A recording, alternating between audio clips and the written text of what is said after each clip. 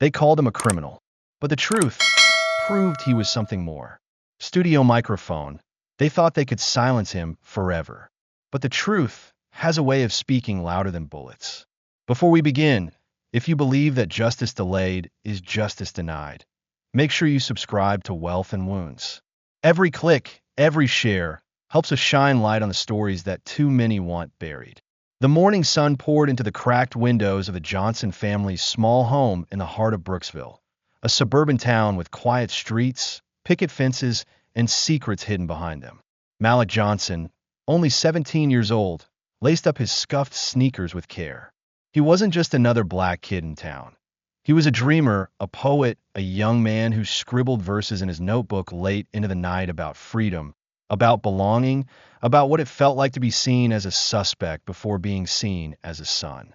His mother, Angela Johnson, watched him from the kitchen doorway, pride in her eyes and fear in her chest. She had seen enough headlines to know. In towns like Brooksville, black boys weren't always granted the luxury of tomorrow.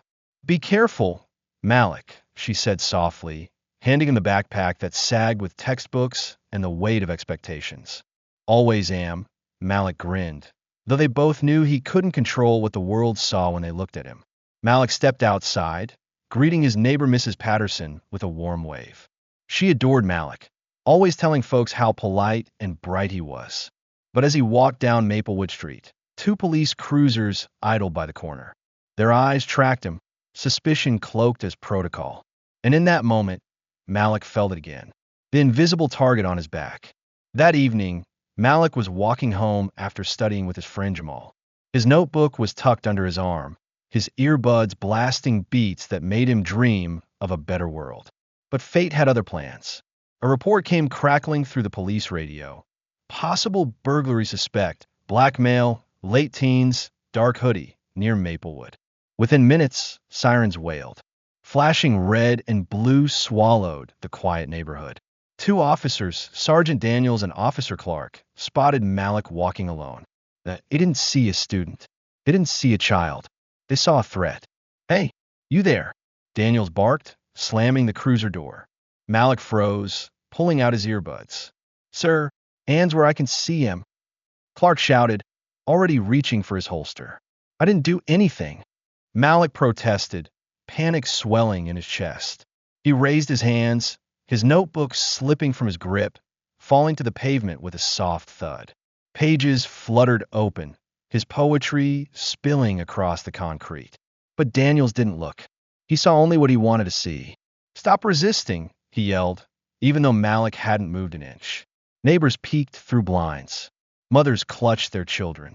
And Angela, hearing the sirens, rushed down the block barefoot, screaming her son's name. "Please, he's just a boy. He didn't do anything." But the officers didn't hear. Or maybe they refused to. A single shot rang out. Then another. And another. 17-year-old Malik Johnson collapsed, blood soaking into the same ground where his words had fallen seconds before. His mother's scream ripped through the night, a sound too raw, too human to ignore. The official report would later claim Malik had looked suspicious, that he made a threatening movement. But the neighbors knew the truth. Mrs. Patterson swore she saw Malik with his hands up. Jamal testified that Malik's only weapon was his notebook. Yet the system began its familiar song, "Protect the badge, bury the boy." Angela Johnson buried her son 3 days later. The church overflowed with mourners, teachers, classmates, neighbors, all weeping for a life cut short. Malik's poetry was read aloud, each word like a ghost in the air. "I am more than your fear. I am more than your shadows." But grief soon gave way to rage. Angela refused to let Malik become another forgotten statistic. She demanded answers, demanded justice. She marched to City Hall, holding her son's blood-stained notebook in her hands like evidence. The police department circled the wagons. The mayor called for patience. The officers were placed on paid leave. Paid leave. The message was clear.